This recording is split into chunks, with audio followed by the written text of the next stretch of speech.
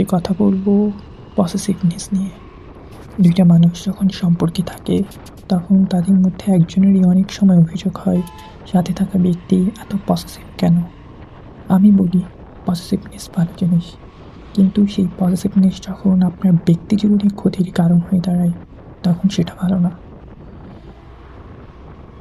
বিচ্ছেদের এই যুগে একটা মানুষ আপনার প্রতি পসেসিভ থাকবে, তার জন্যই তো প্রেম ভালোবাসা আজও এত সুন্দর। অপশন এবং যান্ত্রিকতার ভিড়ে একটা মানুষ আপনাকে খুব করে চায়, এটাই তো আপনার সফলতা। আপনি সাথে না থাকলেও আপনি তার জীবনের একটা অংশ। মানুষ তাকেই হারানোর সবচেয়ে বেশি ভয় পায় যাকে সে সব থেকে বেশি ভালোবাসে। কিন্তু সেই পসেসিভনেস সেখানেই সুন্দর।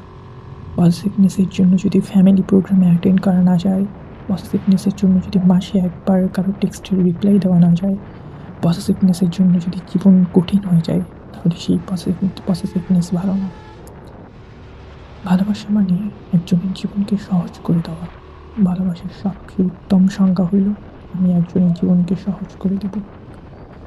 পসেসিভনেস খুবই ভালো জিনিস। আমি চাই মানুষটা আমার হয়ে থাক। আমি সেই মানুষটার 1% ভাগও কাউকে দিতে চাই না। যদি 1%ও কারো হয়ে যায়, 99% আমার দরকার নেই। এইটাই পসেসিভনেস আছে বলেই প্রেম ভালোবাসা আজও এত সুন্দর। একাকিত্বের ভিড়ে, একাকিত্বের আড়ালে একটা মানুষ একটা মানুষের প্রতি আসক্ত। ভালোবাসা সুন্দর জিনিস। ভালোবাসাকে সম্মান করবেন, প্রিয় মানুষটাকে সম্মান করবেন। দুটা মানুষের একটুখানি স্যাক্রিফাইস, একটুখানি কম্প্রোমাইজ আর মেন্টালিটির একটু ম্যাচ আপ সেই সম্পর্কটাকে পূর্ণতা এনে দিতে পারে।